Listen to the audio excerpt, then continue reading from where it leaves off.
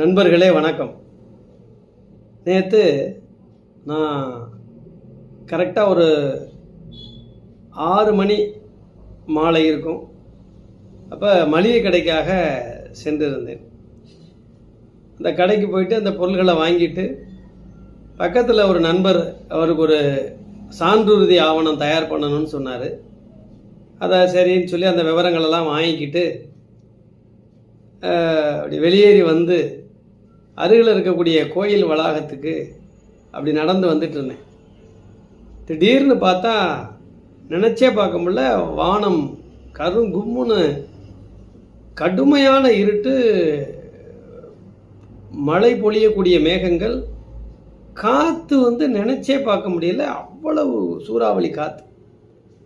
அந்த கடை வீதியே ஒரே புகை மேடாகிற மாதிரி தூசியை கிளப்பி அந்த பகுதிகளில் செம்மண் பகுதிகளிலிருந்து அந்த செம்மண்ணெல்லாம் புரட்டி எடுத்து கடுமையாக எல்லாரையும் தள்ளிருச்சு. நம்மளெல்லாம் ஆட்களெல்லாம் நடந்து போகல, அந்த அளவுக்கு தள்ளப்பட்ட வேகம் காற்று. நம்ம அதனால் கொஞ்சம் யோசித்து பக்கத்தில் ஒரு திருமண மண்டபம், அந்த மண்டபத்தில் காவலாளி இருந்தார். டக்குன்னு கேட்ட திறந்துக்கிட்டு அந்த திருமண மண்டபத்துக்குள்ளே போயிட்டேன். போனால் காற்று பலத்த காற்று அடித்து மரம் கிளை செட்டி கொட்டியெல்லாம் பறக்குது, எல்லாம் கொட்டுது. உள்ளுக்குள்ளே மண்டபத்துலேயும் போர்ட்டிக்கோல நிற்க முடியலை, ஏன்னா மண்டபம் பூட்டியிருக்கு. கொட்டிருச்சு அம்புட்டி இலைகளும். சிறிது நேரத்தில் கடுமையான மழை, மின்னல், இடி. அப்போ நானும் அந்த காவலாளியும் அந்த திருமண மண்டபத்தில் ஒண்டிக்கிட்டு இருந்திருந்த அந்த இடத்தினுடைய அளவை பார்த்தா, நான் அப்படியே குத்த வச்சுருந்தா எப்படி காலை மடக்கி உட்காந்துருப்போம்ல ஒண்டி, அந்த அளவில். அது அதிகபட்சம் ஒரு 2 அடி, ஆமாம் 1 அடி தான். 2 அடி இடத்துக்குள்ளே தான் நான் ஒரு 2 அடி இடம், அவர் ஒரு 2 அடி இடத்துல அந்த குன்னிக்கிட்டு உட்காந்துருந்தோம் 1 மணி நேரம். அப்போ இதுதாங்க வாழ்க்கை. இதை வாழ்க்கையே உணரணும். பெரும் பங்களா கட்டுறேன், என்னென்னமோ கட்டுறோம்.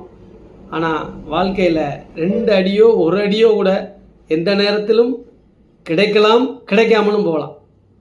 இதை நம்ம அந்த இயற்கைக்கிட்ட இருந்து கற்றுக்கணும். நிறைய நம்ம சொல்லிக்கிட்டே இருக்கோம், மழைக்கு மட்டும் இல்லை, எல்லாத்துலேயுமே வெளில போகிறது இயற்கை தான். ஆகவே நாம் அன்போடும் பண்போடும் பாசத்தோடும் இரக்கத்தோடும் விட்டு கொடுத்தும் நட்புடனும் இணக்கத்துடனும் சமாதானமாகவும் நடுநிலையோடும் மத்தியஸ்தோடும் அப்படி பழகக்கூடிய, சந்தோஷமாக சிரித்து வாழக்கூடிய ஒரு வாழ்க்கையை தான் நம்ம அன்றாடம் மகிழனுமே ஒழிய, அதை விடுத்து நாம் நினைக்கிற அனைத்துமே கற்பனையில் இயற்கையால் அந்த கற்பனைகள் தோர்த்து விடும் என்பதை நீங்கள் உணரணும். நன்றி, வணக்கம்.